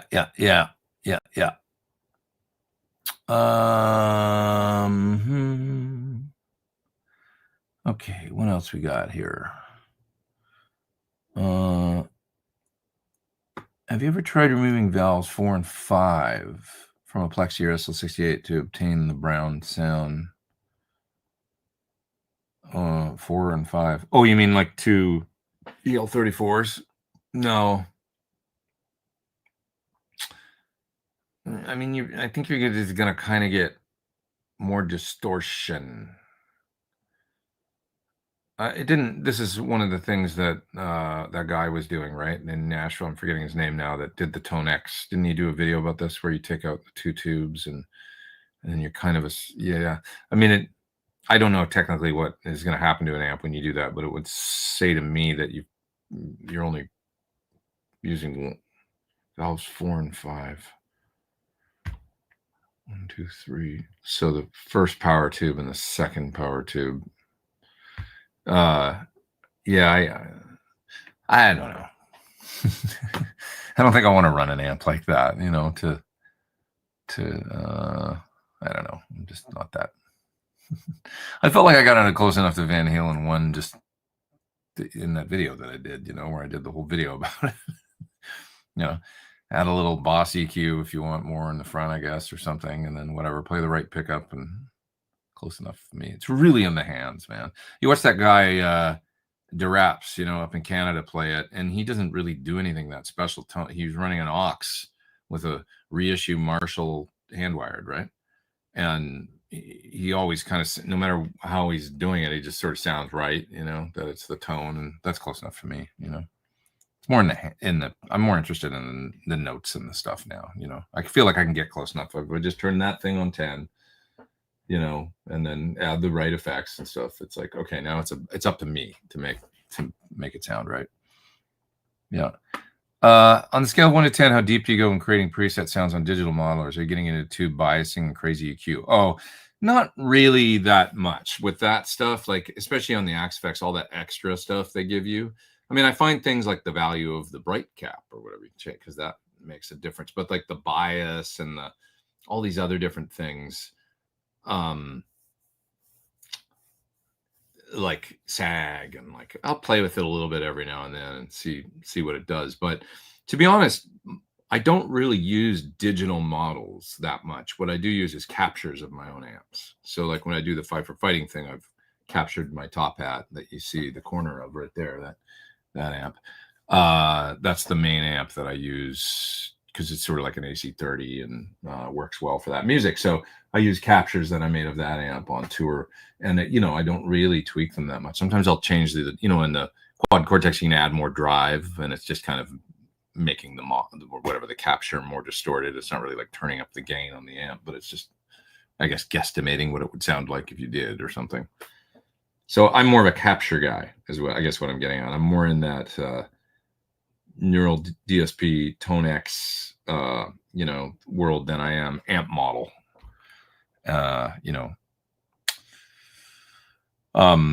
I like it, if you can pull it. I'll say this: I did a solo recently on a record where I did use an amp model. I used the B100 model that's in the Quad Cortex. I literally had the Quad Cortex USB'd up to my laptop as the interface, and I was using the speakers on the laptop to monitor. So this is how I dialed in a sound: laptop speakers, the B100 model on the Quad, and all the knobs were not that far off from 5 on the amp. And I just picked the cab that I knew that I liked in the Quad, and I played a solo on a record, and I sent it in, and it sounds great in the mix. I got a mix of the song, and I thought that's cool. And yeah, so one thing I like about the Quad is that when you pull up the amp models, they kind of sound pretty darn close right out of the box, which I like. All the knobs on 5, pick the cab model is good, and then you barely, just a little bit of simple tweaking and stuff. And I like the Quad for that. They don't give you all those options as far as all this other stuff. It's just kind of tone stack, gain, master, the basics. Whatever switches would be on the amp are included generally in the models. So, and then I can generally get where I want to go in like 5 minutes, something. It's like, yeah, that sounds good. Let's track, So, yeah. I saw that SRV in 1983, and like that Elmo Combo audience, I was not prepared for what I was about to hear. Yeah, I saw him in 84, 85. I think it was a Couldn't Stand the Weather tour, and he knocked me on my ass. I was right in front of him. I stood right in front of the stage. It was a standing room, 1,000 capacity kind of room. And I was with my friend Dan, and we stood right up against the barricade in front of the stage, right in front of him. I saw him like that. It was epic. Saw him once like that live, right in front of him.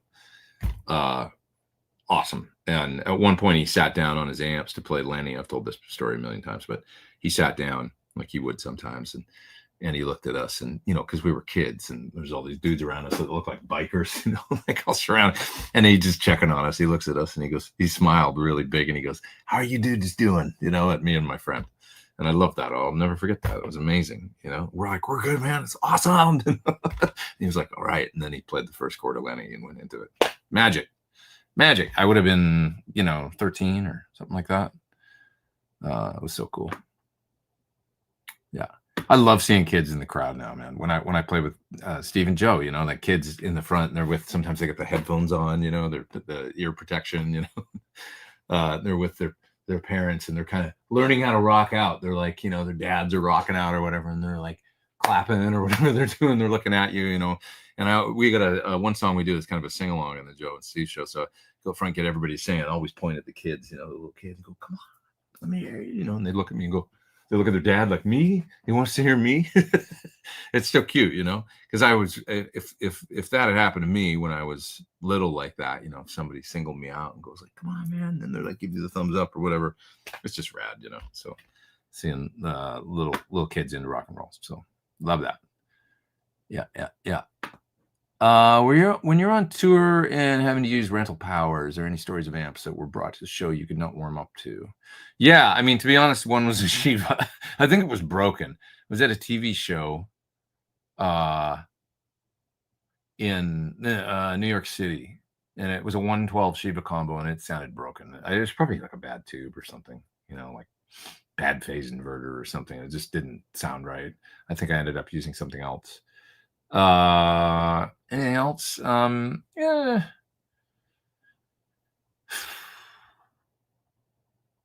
It's hard to think offhand because I've been doing the modeling thing to purposely avoid this situation for about 25 years.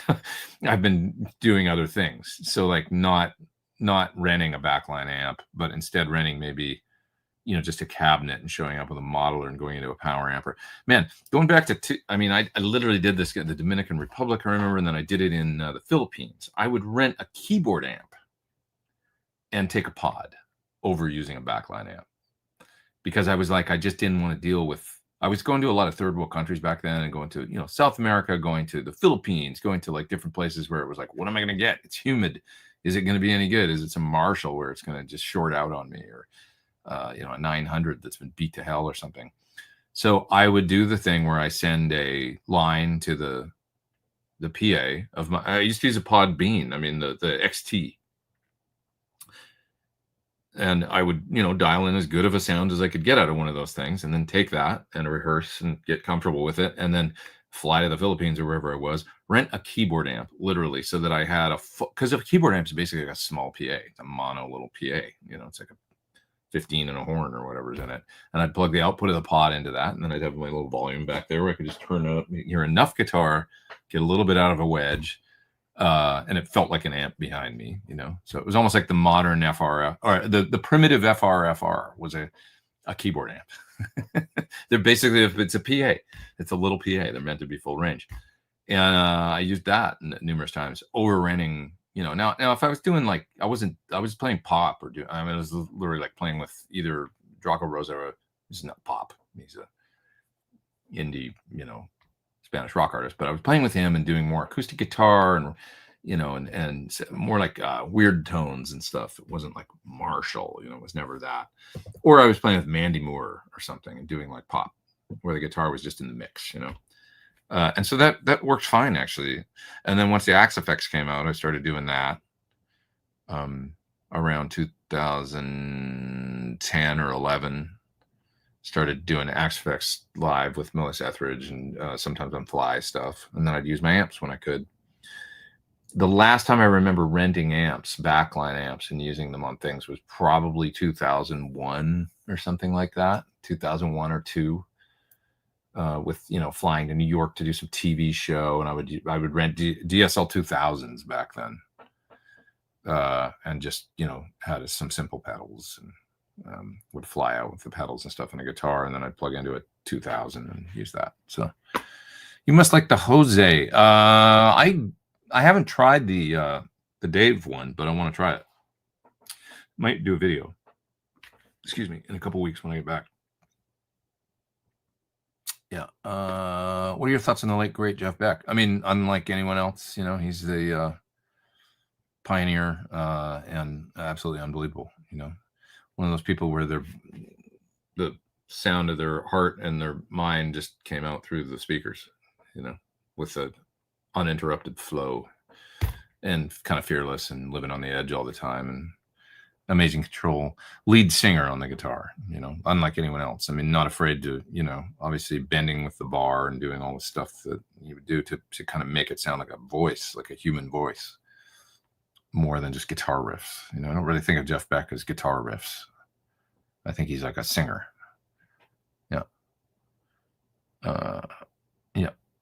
That just happened to use the guitar to get the voice across, It was always interesting to hear him do like the rockabilly thing when he would do that, like the, bit more of that style with, who is it, with Imelda May and stuff. Because then he sounded a bit more like, oh, he's playing like more like a guitar player, doing justice to that style, honoring that style, But I always found that interesting. He'd go more into that mode. I remember reading an article back in the day that SRV actually had a Soldano. Well, he did, and that amp is actually now, I think Soldano has that amp. They were making it for him, and it never actually made it to him, is I think what the deal is. So it was just, he happened to pass away before it was finished. And I think that's the story. Yeah.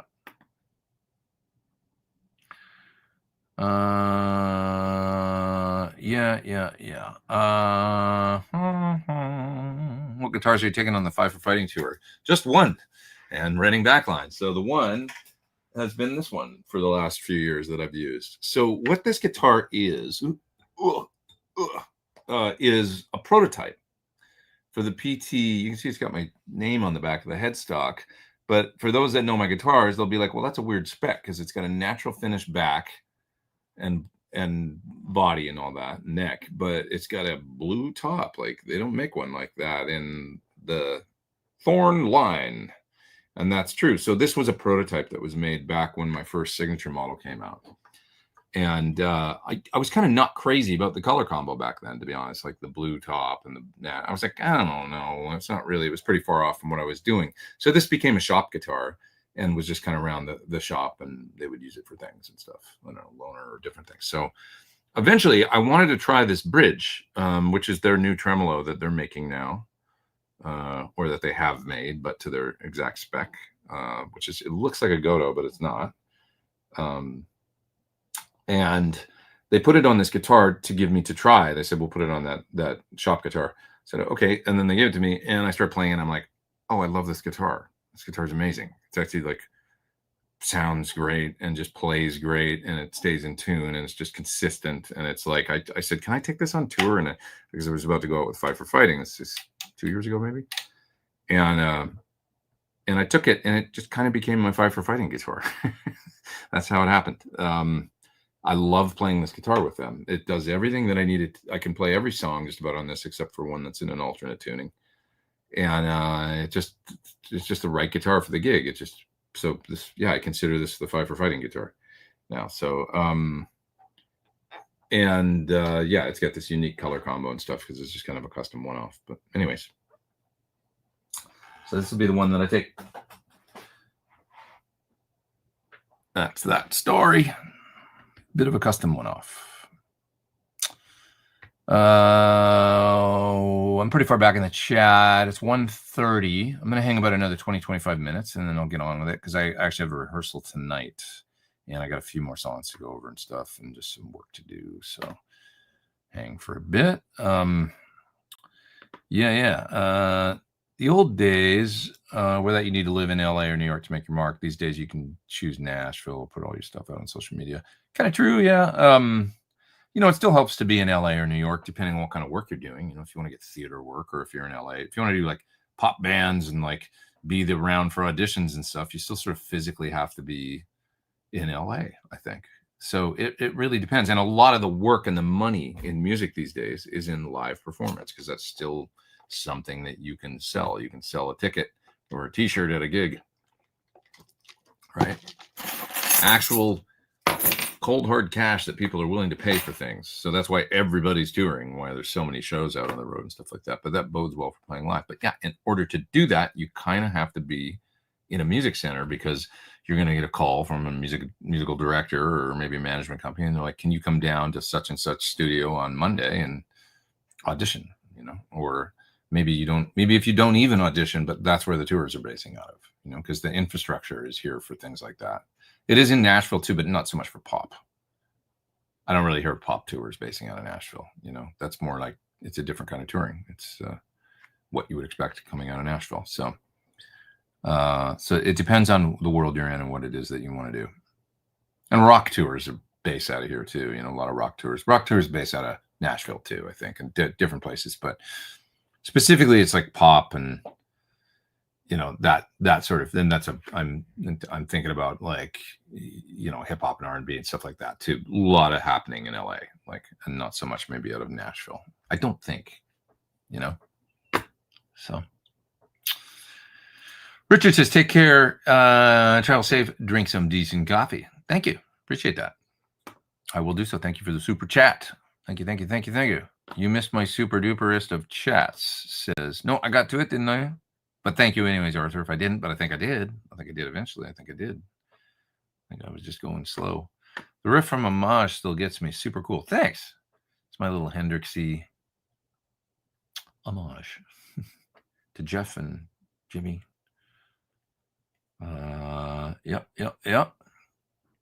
There's another super chat there, September 5, considering a Supro Keeley or something from Electronics, something hand wired. That's an amp? I have a little Supro here that I need to make a video of that I haven't gotten to yet. My goal will be to do that in 2 weeks when I get back. I got a couple videos to make of amps, so before I head out on more stuff. So yeah. Braxall says, I forgot how good Night Ranger's Sister Christian solo is. Also the vocal, come on. The drummer sang. Who knew? Amazing. There's Peter with a super chat. Thanks, man. You're the best. I'm going to grab that in 2 seconds. Let's see. Really love the sound of a Strat, single and bite of a Les Paul, but most SSH guitars don't seem to conquer all the tones accurately. Want the best one guitar to rule them all.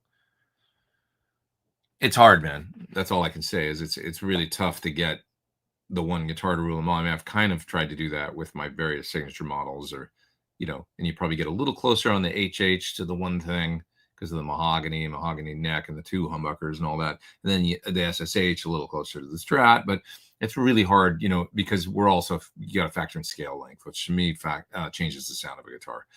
So you can never really get the Les Paul thing without, to me, the glue-in neck and the 24 3/4 scale. You know, that just, it makes it a different sounding guitar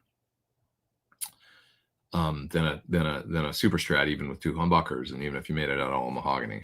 That's my experience. So you can only get close. Yep. Probably my most versatile. I mean, I still think maybe this one with the two humbuckers and, you know, single coil all the way up here. Sounds pretty damn Stratty to me. Humbucker here, two humbuckers in the middle. That's pretty Les Paul-y Jimmy Page in the middle on this guitar. Then these two tapped, pretty Strat position 2, or almost like a telly in the middle, maybe, you know, and then the bridge humbucker, but then you go like that, and now this is all sparkly with the parallel. There's just a lot of choices on this guitar for, you know, a gigging guitar player. I think anybody that has one will agree with that they really do a lot with only, you know, 5 switch positions and then the push pull. There's a lot of tones in there. Yeah. Thanks so much for these chats, says Yo Gang 81. Thank you, all your expertise. Thank you. Don't have any guitar enthusiasts in my friend circle, so you provide a huge outlet. Appreciate you too, man. Thanks. I appreciate that. Yeah, I do. I appreciate you back. I'm glad you like it. I was kicked out of my local grocery store, says Zian, because of a recipe I was making. Asked for shaved nuts. That's the 12-year-old sense of humor I like to see. Will always be forever 12. Oh man. Yeah, well, I'm gonna adolescent. I've never emotionally aged past there, I don't think. This P90 in my heavy Relic Friedman vintage T, neck position, dark metallic purple, sounds so good. That's cool. A P90 in a telly is always a fun thing. I think. Ended up using Shiva a bunch in studio a few weeks ago, even though I really use old amps. Trainwreck Express I built or single channel boutique amps, says Chris Quinn. Yeah, man. It's all good.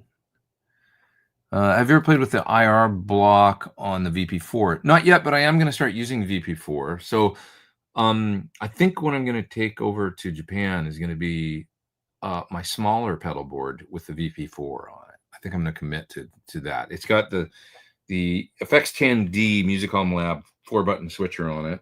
A few simple pedals like a fuzz, a clon, a compressor, a boost, an analog chorus, and then I've got a Zelz on there from Strymon that does phase as well as chorus and flange kind of in front of an amp. But then I'm going to have the VP4 as the sole post effects unit for delays and you know, reverb and stuff, and design up some sounds and just use this little tempo board for that tour with a couple of PT100s I hope that are over there. That'll be there. PT100s and cabinets. I think that's all. I'm 90% that's what I'm using for this, you know, to a few shows in Japan at the end of the year. And so I'll let you know. But yeah, VP4. I've got it sitting right here, and I've only messed with it a little bit, and it seems great. So, you know, it'll fit on this board. I'm going to use it just for post, like not in front, just for the post stuff. Probably hook up an expression pedal to it, and you know, be doing that. So I think it's going to be really cool. Look forward to it. NAMM catchers have been blowing me away, says William. Yeah, they're supposed to be really good. That's the, you know, that open source sort of modeling thing. Think about getting Marshall. Your thoughts on JBM 410 or the 205? Don't know that much about them, to be honest. But I know the 410's been around forever. The 205, is that just a half-power version of it? So a 410 is like a 4-channel JVM with 100 watts, and then the 205 is probably the 50. You know, just depends how much headroom you need. Yeah. Let's see here. Is the room where your live is, how large is the room where your live speakers live? Well, it's not small, but there's a bunch of stuff in there too. I use it as storage and stuff like that. So it's not just a cabinet. But really, there's only room for one cabinet in there. I surround it with a clear sonic sorber panels and stuff like that, so it's pretty dead in there and stuff. There's really only room for the one cab. I at some point had decided to not, like, I was going to build it into more of a real legit ISO room with a proper door and stuff, and then I just didn't. There's a door on it, but it's not great, and I just, the sorber panels and stuff quieted it down enough and stuff, and then I just closed the door, and it's fine. Yeah. I think really deep tweaking options in high-end digital modelers are more useful for musicians who play in many different situations needing to solve a specific issue. Yeah, I kind of avoid them. I mean, all those extra parameters, I just kind of want it to be optimized and work great, like out of the gate. I'm fine. I don't have time a lot of times to get into all that stuff. I find I'm always like, like I just told you, okay, I think I'm going to use this pedal board for the tour with the VP4 and stuff. That means I got to get that put on the board, do it up, hook it all up, and then sit down and probably learn like 30 tunes and program. And so I got a lot on my mind when it comes to, it was like for Five for Fighting. It was like I committed to like, okay, let's try doing the quad cortex thing because I know there's going to be 5 dates. How should I do that? Well, quad cortex, I can do captures. It's got all the effects. Let's just try and put the amp that I used to use with Five for Fighting in there, and only that amp, because that worked great. And then I'll try and build around one preset like I would have back in the day. You got one amp, one cabinet. What are you going to do? Okay, now you're going to add some delays and overdrives and stuff. And lo and behold, that worked great. I just used that one amp and one cabinet type for the whole show, and that's my sound for that band. So I keep it simple, and I don't get too much into going down a rabbit hole of let's try a different amp for this song or a different amp for this song. Let's try, changing the sag parameter for this one tune. It's like, no, it's because you wouldn't do that live. You'd have your amp set with one good basic tone, and then you'd probably switch in pedals and stuff like that for different variety, right? I just approach it like that. Limit my options, even though the options are unlimited these days. Yeah.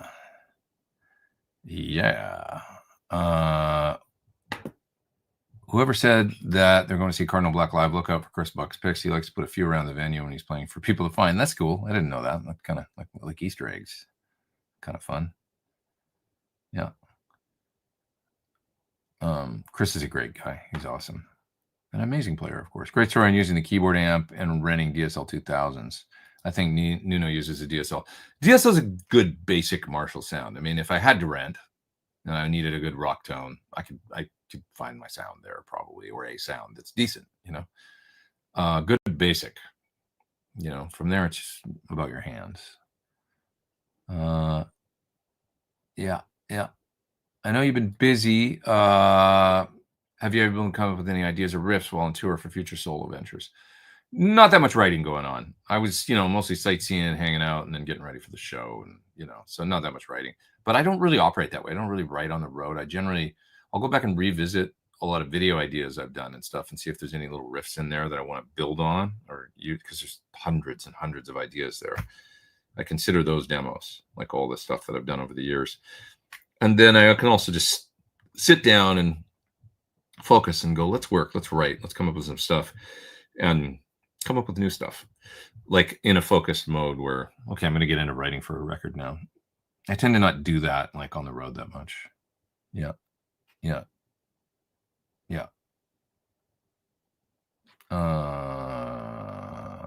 There's Peter's super chat. Thank you, man, for the super chat. Really appreciate it. It's too kind, too much. Great to enjoy a Sunday live. Great to see your videos this week or down the road. Well, I've got 2 in the can that I need to put out.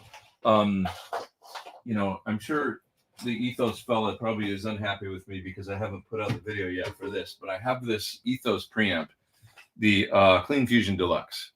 So this is like his analog, think of it a bit like a Sans amp style, but Dumbly, right? So, and I've got a video done for this that's just not fully edited. So I need to get that done and put it out.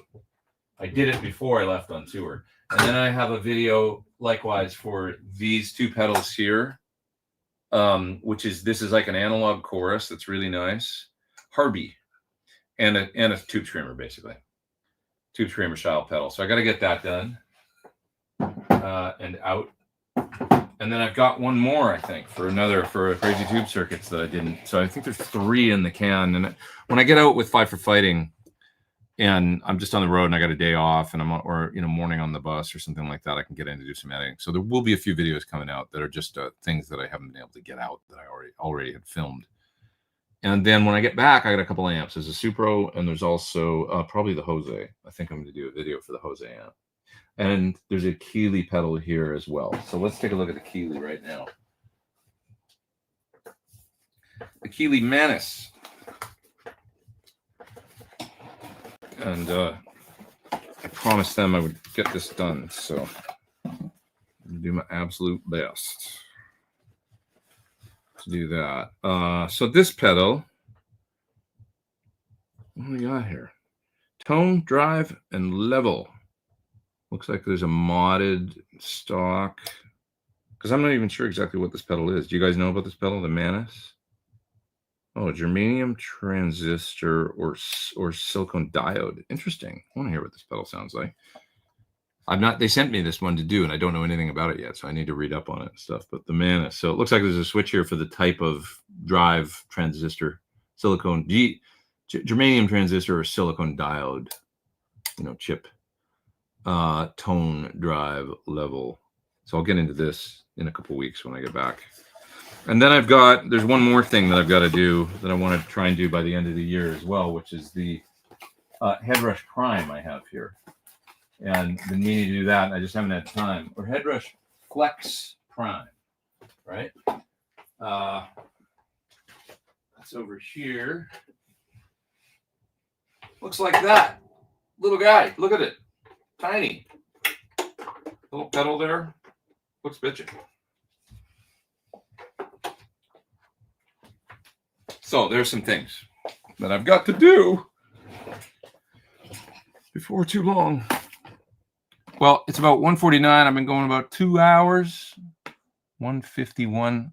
See, just grab a couple more little comments, questions here, and then I'm in the jet. Asked Andy Wood on his podcast when the Pete Thorn, Andy Woody, and Thornley Sean Tuzz, a special guest tour was coming. He sounded interested. Let's get this going. It would be great. We'll call it the GN4, Guitar Nerd 4 tour.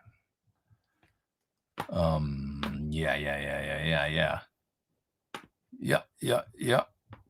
We need more folks to build. I like that. Building music. Build killer music. Are guitar method books the best way to learn the guitar? I mean, there's so many ways to learn the guitar now. I think there's so much information online, to be honest. It's, like courses and, True Fire and Justin Guitar. He was one of the pioneers of like great beginner guitar courses. Check out some of Justin Guitar's lessons. Search for him on YouTube. Beginner stuff. And he's great. He's a great teacher. He's an entertaining guy to listen to. The way his teaching method, I think he's really good. So check out his stuff. But get your feet wet, and then maybe find a local guitar instructor too for some one-on-one help. How was it playing with Kiko? He was awesome. What do I think of his style? He was great, man. He was ripping. Him, Gus G came out too. I got to jam with both those guys, and it was really fun. I feel sorry for them in a way because they have to step out on stage with just like whatever monitor mix, and you got Joe Satriani and Steve Vai and me and all making noise and stuff, and we're all comfortable because we've got our mixes all dialed. They have to get out whatever tone and go. We play this song that we barely hadn't even gone over. I don't think we really rehearsed. Maybe with Kiko we did a sound check or something. I don't think we did sound check with Gus. He just walked out and burned, And they can probably barely hear the guitar or whatever the sound in the, because it's just how it always is. And it was a blast. But Kiko was really nice too. He made a great video. He had a guy there documenting. You can see it on YouTube of the day, and I think it's called "What Was It Really Like to Play with Joe and Steve," or something. And it was in Finland, in Helsinki, that he came out at the House of Culture there, a venue I know all too well because I played their classical rock show a couple of times. So anyway. He had a guy documenting, and you can kind of see the sound check, and that's right, because I remember doing a sound check, and you can see me there and stuff. I'm doing so. Check it out after this if you want to watch something interesting, because I think he made a nice video. And you see our little backstage situation where he started playing piano, and Joe started jamming with him and playing percussion, and And it's a nice vibe, you know. But he was a very nice guy. He's cool. Yeah. All right. I just had an online chat with a member of a famous rock band. They play Pine Knob tomorrow. Do you think someone like that would engage in social media chat, or it was not him? It looked legit. I mean, could be. You're just wondering if somebody was winding you up or not, right? You know, lots of people are online these days, and everybody's online these days. I mean, you might, you know, if you get somebody at the right time when they want to chat, you know. How was it when you were part of Chris Cornell's band? I loved it. How did you get the gig? I did an audition, actually. And how was it writing music with the band? We didn't write music. We didn't really write. I never really wrote anything with Chris, which is a great regret of mine because I think that could have happened. So I worked a bit on the one record, but he'd written the songs, you know. Wasn't really my role. Was there, right? He was the songwriter. I was part of his band, and you know, to facilitate making his classic music happen. Everything from solo stuff to Audioslave to Soundgarden to Temple of the Dog and covers. So that was really our role. But the gig was an audition. I got a call, you know, 12 hours before the audition. Had to learn 5 tunes, crunched like crazy. Went down there and did it. Did 2 callbacks. Got asked to join. That was it. And it was some of the best years of my life, man, playing with him and fun travels and amazing gigs and working with a guy like that. And he was a great friend. So that's my condensed version. Yep. I think you should do that video comparing the original 5150 and an older SLO. I think that's a cool idea. Lots of great comments here, you guys, and ideas. And Todd Roy says, thank you for always answering my questions. You're welcome, man. I mean, I know I'm missing a ton here, but it's because there's a lot of comments, and it's great. It's great. Well, I think I'm going to split you guys. So Tom said he's met many Nigerian princes online for sure. And I mean, you can make a lot of money. I mean, there's like millions out there to be had, right? If, you know, you want to, you know, hang with those types of folks, they're very generous. So it's fantastic. Any idea on Parker guitars? Parts are getting ultra rare, but I love the Fly Deluxe. I don't know that much about them. To be honest, you know, I played them a handful of times, picked them up. I always thought they were very interesting, kind of weird ergonomic body that kind of works and sort of feels good. Excuse me, I burped. Feels good. But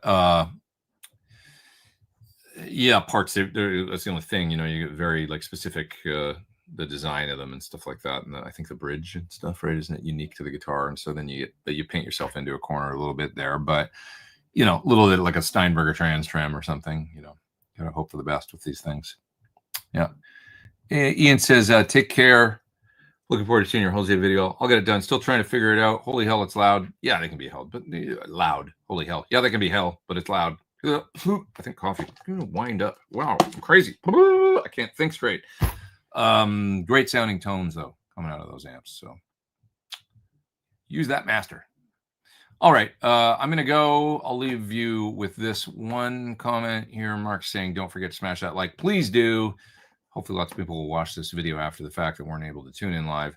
And I'm going to go learn some tunes, get ready for rehearsal, get my laundry done, go to bed, wake up in the morning, and fly to Cleveland and play some shows. All right, so see you guys. Thanks for being here. I'll be around next week. I'll figure out a way to do this some way, somehow. I'll probably be, should I take a look where I am just so I can tell you whether or not I think it's going to be the usual time? Who knows? Maybe I've got a day off. Let's take a look. Let's take a look. It'll be the, nope, I'll be in Dallas. Dallas. So I'll try and make it happen. Like probably be 2 hours off. Probably be like a morning coffee line before line check, sound check kind of thing in a venue situation. And the next day, travel day, Amarillo, Texas. Amarillo by morning. All right. See y'all. Take care. Have a great week. Thanks for your super chats. All you. Love you all. Be nice to one another. Have a terrific time out there. See you soon.